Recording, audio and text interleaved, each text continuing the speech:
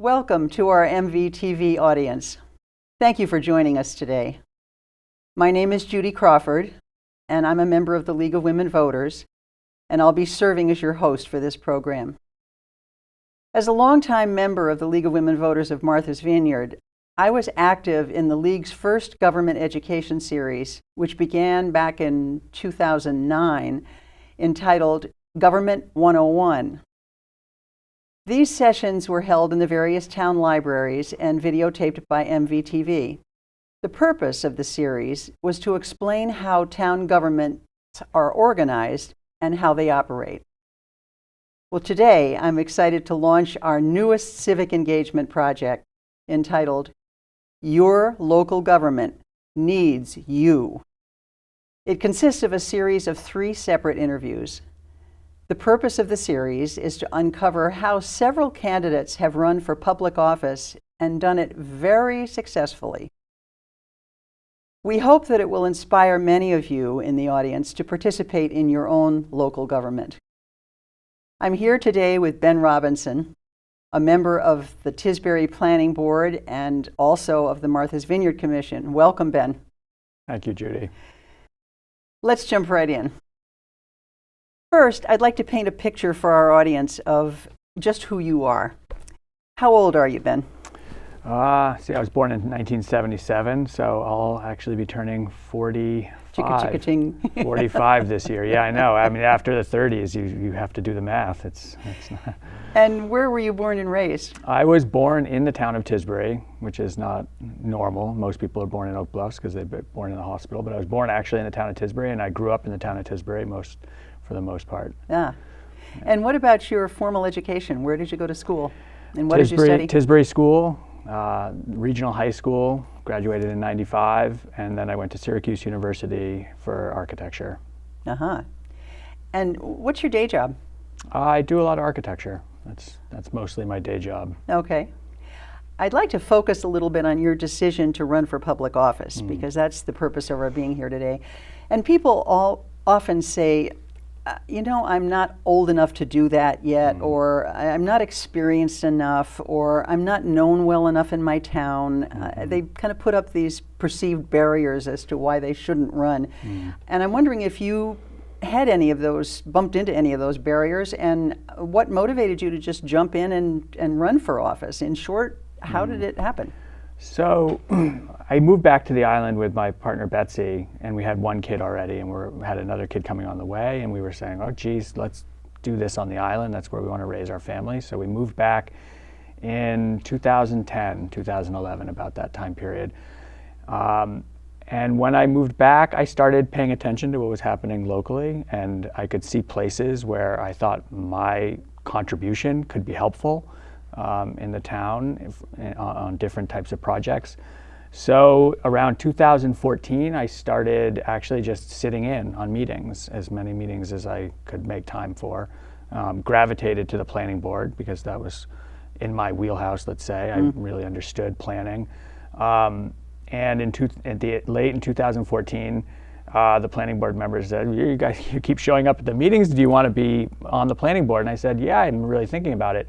And they invited me to be the associate member of the board, which is a member, it's sort of an alternate member. You can fill in for the full-time members if they're not available for a meeting. So that's an appointed position. It's an appointed position, you get appointed to that. And then a member retired while I was the associate member, and they said, do you want to fill that position? There was 3 years left on that term. And I said, sure, I'll do that too. So I was again appointed to that. And then once you're appointed to fill somebody's seat, you run up until the next election, and then it's an open seat. And nobody ran, and I did a write-in campaign to get that seat, and I filled that seat up until 2018, and then I had to run again, and now I'm in a 5-year term, and I'll end up running again if I want to do it again in 2023. That was the Tisbury Planning Board route, and once you're on a board, you get sort of, you can decide how you want to fill your other time. There's other appointed positions in the town. People are always looking for, there's ad hoc committees that are formed, there's projects that are being worked on, and so you can kind of a little bit pick and choose what you like. we're all volunteers for the most part, and so some people have more capacity or less capacity or time to put into things, and you learn on the job. It's really learning on the job, and learning from the people that are already there, and then as you've been on it, so I've been doing this for 8 years, new members have come on after me, and I've helped them come along too, as you sort of learn how to navigate the job and what are the important things that you're working on. So you're not only on the planning board, though. You're also on the MVC. And right. How did so that happen? Almost in a similar way. I was asked if I wanted to be the appointed member from Tisbury in, I think, 2016, 2015. So it gets a little hazy going back. And then I was the appointed member for several years. And then I guess in 2020, I ran to fill an elected seat. So there's appointed and elected members of the MVC from each town, and the appointed members is an appointment every single year, so you get reappointed every year, and the elected is a 2-year term. And I felt I needed to be elected because it was a broader representation of the island, and I was actually trying to do some things at the MVC, and I wanted to get a sense that, are people interested in what I'm trying to do there? And running was a way for me to sort of gauge the public's willingness to think the way I was thinking about things. And I did well. I did well in that vote, and I put out what I really wanted to do, and I think people responded to that. So, so I think there's a lot of ways that you can get involved, but that was my path, was just showing up really and inserting yourself. Interesting. I want to move on to a kind of I don't know, it's the bugaboo subject, money. Okay, this is often a stopper for people when they've even thought about running for office. And I think people worry about how much money does it take. I see signs up around town, and does that cost a lot of money? And how much do you actually have to raise? And I wonder if you would tell us what you actually spent on your campaign, and how did you get the money? Yeah, I've spent my own money on my campaigns, but very little. When I ran for the MVC, I made signs myself. I didn't feel like going and buying signs was really fit my message, actually. I was trying to, pitch a somewhat anti-consumer, anti-plastic, anti-one-use, single-use thing. So I decided, how could I make a sign? And how would I go about doing that? And so, it's sort of a craft project. So I probably spent maybe $100 on materials for the signs and made my own signs. And that was the only expense I had. I've never sort of had a campaign where I was asking for money or trying to raise money. It never seemed necessary. Yeah. There's a lot of ways to get your story out. You can write letters to the editor. That's a really simple, free way to express what your opinions are and get people to understand what you're thinking about. So.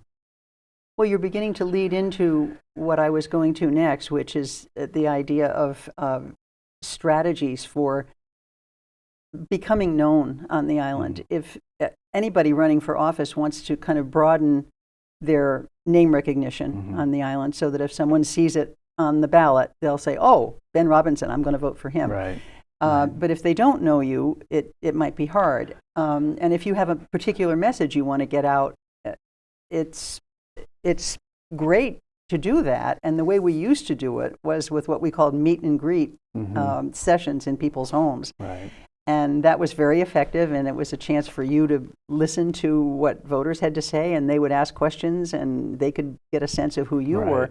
But now with the pandemic, we don't have those meet and greets anymore. So how did you get your message out, and how did you get your name recognition out there? Well, I guess the race for the MVC in 2020 was really my first competitive race, and it was a race where I knew that I had to state my case, right? Otherwise, people wouldn't know how to vote or why they should vote for me versus somebody else. So that race took a little more strategy, and it was an important race because I think the MVC is at a critical juncture right now in how it regards the island and what it needs to do to service the mandate that's set forth for it. So I think, I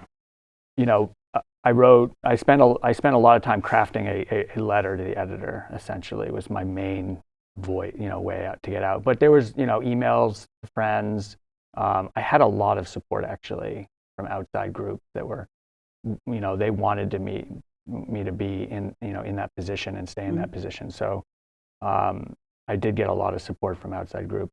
And that So was by support, what do you mean? Did they spread the word? Just spreading the word, and sort of letting people understand that this was a competitive race, and there was something on the line to think about your vote. And that really was, built from all those previous conversations I've had over the last, that was sort of almost 6 years of work within town government and island government. People understood what I was trying to do, what I was standing for, and they were willing to support that. So in some ways, if I had to jump in right off the bat, unknown, into a more competitive race, I would have had to gone about things much differently. But because I sort of just started showing up at meetings, they weren't important meetings, they weren't televised meetings, they were just, the goings of government, and there's lots of opportunity to do that. So you don't have to jump in to the deep end right off the bat. You can phase yourself in over several years. And the benefit to that is you learn a lot. You learn what's important, right? You learn who is, when they say something in a meeting, what are they really saying, right? Because there's lots of times it seems like everybody's talking and nothing's really being said, but there's a lot of like undertext that if you weren't aware of that, you might not pick up on what's the important things that are being said. And that just takes time, really. It takes time at meetings, at different meetings, listening to meetings. So you have to have some appetite to want to sit through meetings. I think that's an important piece of it.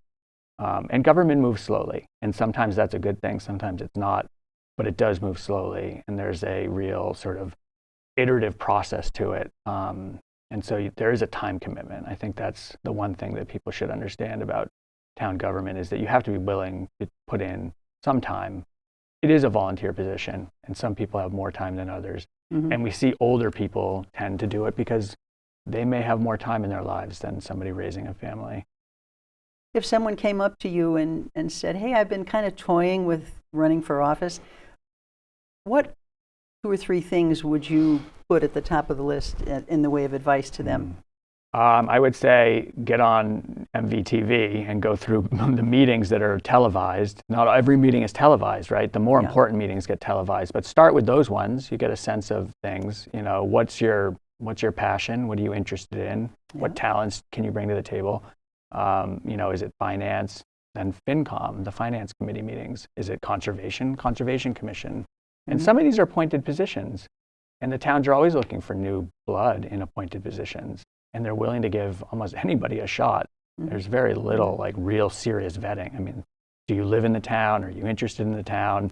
That's the level of, and then you get on and you see where you end up. So I think there's lots of ways to work yourself into it without it being, you're running for select board right off the bat, which is, a really important position that gets a lot of scrutiny, right? So you can serve in much, smaller capacity and then learn and then feel comfortable to take bigger steps forward. So I think that's my advice, is just start paying attention to it and find out where you think you'd feel comfortable inserting yourself into the conversation. You do have to insert yourself into conversations. Nobody's inviting you into them. You do have to, stand up at the meeting and use your voice. And say something. Yeah. Well, you've given us a good sense of you and how you went about this process. And I'm wondering if I don't want you to drive home today and say, I took the bus. Why didn't she, or take the bus home, take the bus home and say, why didn't she ask me about this? Or why didn't I say that thing I was thinking of the other night? Is there something that we haven't brought up that you think is important that you want to tell our audience that Well, I mean, I think it's that local government in Massachusetts and on Martha's Vineyard is pretty unique. We have the ability as a regular citizen to have quite a voice and quite a say in what's happening. And there's a lot of important things that are happening and a lot of important decisions that are being made. And so if you have any interest in what's happening, you do have a real ability here to have a say in it. You may not have that ability in other places, even within other places in the US, because Massachusetts is really an old state. The Commonwealth has rules that were established really early on in the creation of this country. And some of those rules still are here. And it gives a lot of voice. Town meeting is an incredibly important piece of how we legislate what we're spending our money on, what kind of programs, what kind of jobs we're creating within the town. So, here we have a real opportunity to sort of shape the world around us through government, and it's important. I think it's important to me. It's important. I think it's important to others, and it should be important to younger people because the future is more uncertain than it's probably ever been in the past. And the rules and the policies that we put in place today are going to reverberate for decades into the future. And so if you have any interest in what's going to happen in the future, you have to start thinking about it today. Mm-hmm. That's a nice way to wrap up, Ben. And I want to thank you for this conversation and for being so candid today. Yeah, you're welcome. And it's been a pleasure to talk with you. Yeah. Just a word to our audience at home. If you've enjoyed this interview with Ben Robinson, please tell your friends about it and let them know that it's going to be running on MVTV on Channel 13, or they can visit mvtv.org, video on demand, to view online. Now, there will be 2 more sessions in this series. Next, I'll be interviewing Tara Whiting West, who serves as the town clerk in West Tisbury. That interview will be in early February. And finally, I'll interview Emma Green Beach, a recently elected member of the Select Board in Oak Bluffs. We may live in America, in a region called the Northeast, and in a state called Massachusetts, but honestly, it's our local politics that have the greatest impact on our lives. This is where the rubber hits the road, and this is where democracy begins. I hope you'll tune in for the next 2 interviews as well. And until then, stay safe, be well, and on behalf of all the League of Women Voters members of Martha's Vineyard, thank you for joining us today.